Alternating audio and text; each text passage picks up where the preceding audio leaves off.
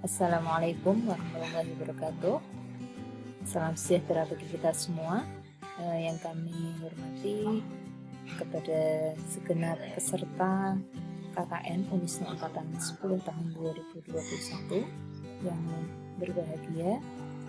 Pada kesempatan kali ini saya akan menjelaskan tentang teknik penyusunan proposal dan laporan pengabdian kepada masyarakat, di mana ini merupakan penjelasan detail dari pembekalan KKN yang telah terlaksana. Untuk materi yang akan saya sampaikan pada kesempatan ini, yang pertama itu pendahuluan, yang kedua tentang teknik penyusunan proposal PKN, yang nomor 3 tentang teknik penyusunan laporan PKN. Tujuan PKN atau program pengabdian kepada masyarakat yaitu memberikan kontribusi atau membantu meningkatkan berbagai kebutuhan masyarakat serta memecahkan berbagai masalah yang dihadapi masyarakat agar kesejahteraan masyarakat menjadi meningkat, yang pada akhirnya masyarakat dapat hidup mandiri, sejahtera, dan baik. Adapun pengabdian masa kini ini berorientasi pada masyarakat itu sebagai mitra pembangunan. Kemudian program pengabdian masyarakat bersinergi, berkelanjutan antar program yang sebelumnya dengan program yang akan dilakukan berikutnya. Kemudian PKN juga memiliki dana investasi jangka panjang. Kemudian ada gabungan inovasi ilmu pengetahuan teknologi secara strategis dan menjadi peluang bagi mitra untuk melakukan investasi. Jadi pengabdian saat ini tidak hanya pada pendampingan, penyuluhan, dan pelatihan semata, akan tetapi ada proses kontinu yang nantinya akan menciptakan kemandirian bagi masyarakat. Adapun benang merah program pengabdian kepada masyarakat, yang pertama adalah permasalahan. Jadi ketika peserta KKN melakukan observasi, itu harus mencari atau menggali permasalahan-permasalahan yang terjadi kepada masyarakat. Dalam hal ini kita namanya analisis situasi. Ya. Jadi mencari masalah-masalah apa yang terjadi di lapangan yang dialami oleh mitra. Kemudian setelah permasalahan itu terkerucut, langkah berikutnya adalah menentukan solusi. Ada solusi 1, solusi 2, dan solusi 3. Jadi setiap masalah harus ada solusinya.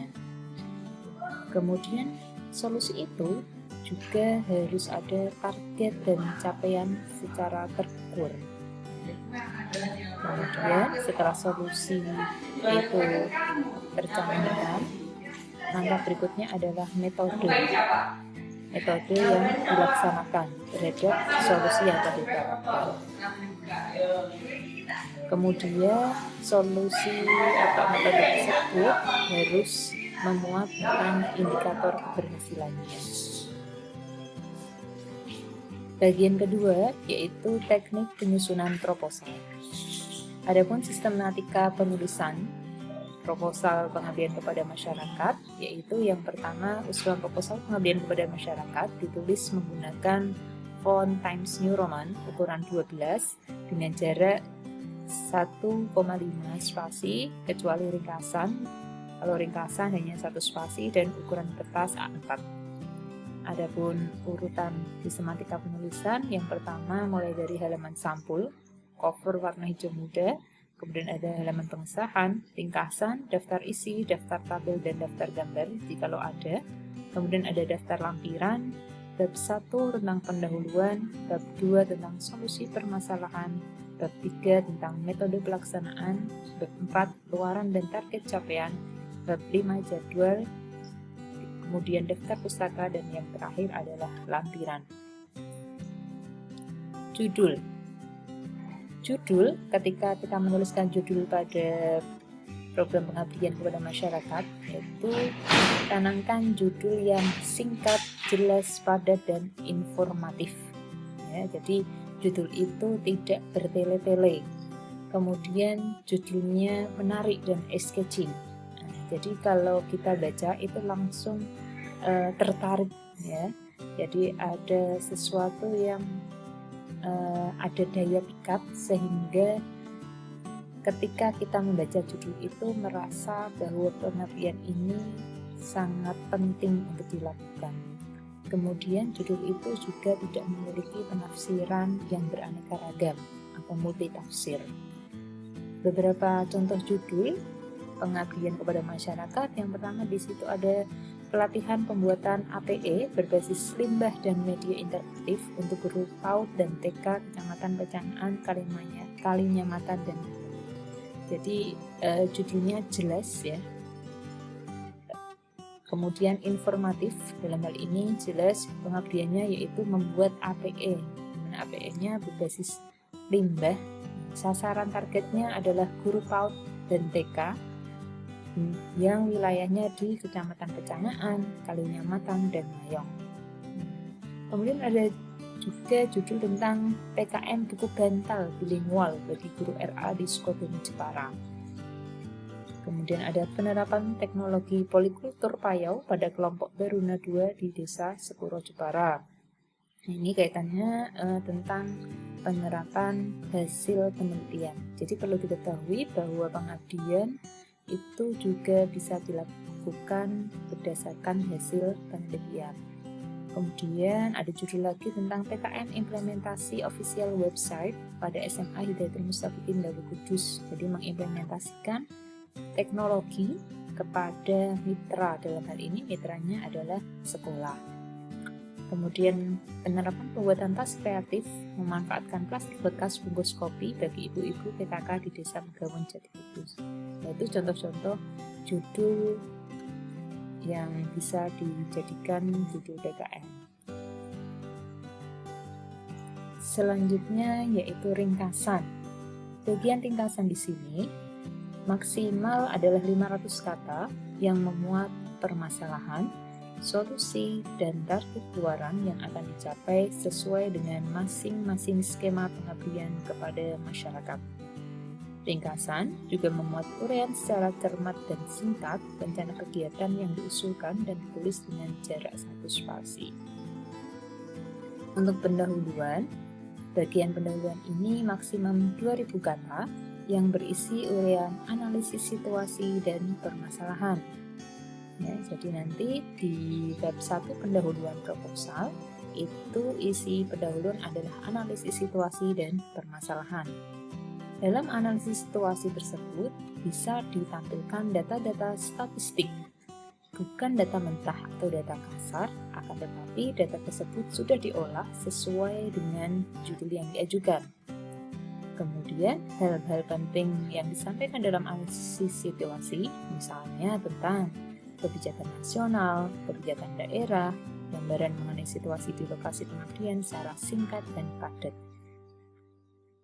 Kemudian, poin nomor 2 di pendahuluan adalah menjelaskan permasalahan yang dihadapi mitra secara ringkas, misalnya mencakup permasalahan yang dihadapi anggota dalam kelompok, kelembagaan, pengetahuan teknologi, informasi permodalan, peralatan, metode, teknologi tepat guna, manajemen, produksi, pengemasan, pemasaran, dan sebagainya. Kemudian, perlu kita ketahui bahwa pengabdian kepada masyarakat ini ada 3 kelompok mitra seperti yang telah disajikan di materi sebelumnya, bahwa mitra pengabdian itu ada 3. Yang pertama adalah kelompok produktif atau usaha mikro, artinya kelompok masyarakat yang sudah berpenghasilan. Yang kedua adalah kelompok masyarakat yang mengarah produktif ekonomi. Ya, jadi ini baru sebatas kelompok masyarakat yang terdiri dari minimal 5 orang, akan tetapi mereka ada hasrat ingin berwirausaha. Ya. Kalau contohnya yang kelompok produktif tadi, itu contohnya seperti UMKM, BUMDes, ya seperti itu. Kalau kelompok masyarakat yang mengarah ke produktif ekonomi, itu seperti kelompok santri trainer ya. Jadi kelompok santri di pesantren itu ingin berwirausaha, itu bisa masuk kategori kelompok masyarakat ini. Kemudian kelompok yang ketiga adalah kelompok non-produktif. Ya, artinya kelompok yang secara finansial ekonomi tidak berorientasi ke sana. Misalnya adalah sekolah, tempat peribadatan, pondok pesantren. Nah, itu termasuk kategori kelompok non-produktif. Adapun analisis situasi itu bisa kita pecah menjadi 3 kelompok sesuai dengan kriteria kelompoknya masing-masing. Jadi kalau kelompok produktif, analisisnya bisa dengan menampilkan profil mitra, ya, misalkan UMKM Kerupuk Tenggiri, misalkan ya. Nah, itu bisa ditampilkan, disajikan profil UMKM Kerupuk Tenggiri tersebut, mulai dari nama pendirinya, mulai berdiri kapan, produk yang dihasilkan apa saja, mesin yang digunakan apa. Nah, data-data seperti itu nanti disajikan, bisa dalam bentuk gambar atau foto ataupun tabel, misalkan jumlah produksi per bulan. Mereka UMKM punya datanya dalam bentuk Excel, bagaimana perkembangan penjualan, itu bisa ditampilkan. Kemudian uraikan aspek manajemen, produksi, dan pemasaran mitra. Jadi nanti bisa menjelaskan bagaimana proses manajemen yang telah dilakukan oleh UMKM tersebut. Bagaimana sistem produksinya, apakah masih menggunakan alat tradisional atau sudah menggunakan mesin. Kemudian pemasaran mitra, apakah pemasaran Tenggiri tadi masih lingkup wilayah lokal Jepara atau sudah merambah ke antar kabupaten, antar provinsi, bahkan skala nasional. Itu perlu disampaikan di tahapan analisis situasi. Ya, selain itu kita juga harus mencari permasalahan-permasalahan yang mungkin terjadi atau yang mungkin dihadapi oleh mitra, seperti keterampilan SDM, ya, pengetahuan yang dimiliki oleh SDM-nya itu seperti apa, itu juga perlu kita lihat. Kemudian analisis situasi pada mitra jenis kedua, yaitu kelompok masyarakat yang mengarah produktif ekonomi. Kita bisa menampilkan profil mitra sama, kemudian kita menambahkan juga menjelaskan potensi dan peluang usahanya. Ya, misalkan tadi kelompok santri ya yang ingin berwirausaha, kira-kira peluang usaha ketika para santri itu membuat handmade atau handicraft, nah itu peluang usahanya seperti apa? Nah, itu ditulis dalam bab pendahuluan di subbab analisis situasi. Kemudian uraikan juga dikelompokkan menjadi aspek produksi dan manajemen usaha. Kemudian ungkapkanlah seluruh persoalan existing sumber daya yang ada pada kelompok tersebut. Kemudian jenis mitra yang ketiga, yaitu kelompok non-produktif. Untuk analisis situasinya adalah menguraikan lokasi mitra dan kasus yang terjadi atau pernah terjadi dan didukung dengan data atau fakta berupa gambar atau foto. Kemudian menjelaskan aspek sosial budaya, religi, kesehatan mitra, dan mutu layanan atau kehidupan bermasyarakat, serta mengungkapkan seluruh persoalan existing yang terjadi pada mitra. Jadi misalkan di pendidikan, di sekolah, nah itu kita bagaimana bisa mengkritisi, bisa menganalisis tentang mutu layanan yang ada di sekolah tersebut. Apakah manajemen mutunya sudah oke, atau ada penurunan, nah itu bisa kita analisis. Itu untuk yang analisis situasi. Pendahuluan subbab berikutnya yaitu permasalahan mitra. Permasalahan mitra di sini mengacu pada analisis situasi. Kemudian kita juga menuliskan secara jelas justifikasi tentang persoalan prioritas yang disepakati bersama dengan mitra. Jadi prioritas masalah yang dihadapi mitra itu disepakati bareng antara tim kita, tim pengabdi dengan mitra. Kemudian usahakan permasalahannya bersifat spesifik, konkret, dan benar-benar merupakan permasalahan mitra. Kedua, tentang solusi permasalahan.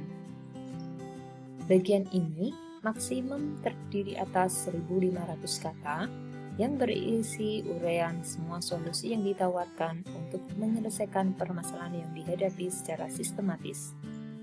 Kemudian, solusi yang ditawarkan harus mengacu pada permasalahan-permasalahan yang sudah dijabarkan dalam pendahuluan. Setiap permasalahan pasti ada solusinya. Selanjutnya, ungkapkanlah dalam solusi ini suatu inovatif yang lain yang berbeda dari topik-topik pengabdian sebelumnya. Dan uraikan metode pendekatan yang ditawarkan dalam menyelesaikan permasalahan dan bagaimana partisipasi mitra dalam pelaksanaan program tersebut. Alangkah lebih baiknya dalam pemberian solusi masalah itu ada memunculkan kondisi sebelum program dan kondisi sesudah program, dan itu dalam bentuk kuantitatif seperti dalam contoh. Kemudian metode pelaksanaannya, metode pelaksanaan maksimal terdiri atas 2.000 kata yang menjelaskan tahapan atau langkah-langkah dalam melaksanakan solusi yang ditawarkan untuk mengatasi permasalahan mitra. Kemudian jelaskan metode yang dilakukan secara lengkap, jangan hanya berupa kegiatan penyuluhan atau pelatihan. Jadi memang ada semacam pendampingan yang kontinu. Kemudian metode juga bisa berupa tentang peningkatan kapasitas anggota atau kelompok. Misalkan yang tadi ya, mitra kedua berkelompok santri, nah itu bentuk metode pelaksanaannya adalah peningkatan jumlah anggota kelompoknya yang semulanya 5 orang, berkat pengabdian ini bertambah menjadi 20 kelompok anggota, 20 santri yang tergabung dalam kelompok santri trainer. Nah, misalkan seperti itu. Kemudian ada juga bentuk sosialisasi, penyuluhan, pelatihan, dan sebagainya. Bila memungkinkan, dapat menambahkan dalam bentuk flowchart tahapan kegiatan, bagian alir atau skema untuk lebih mendetailkan dari metode pelaksanaan.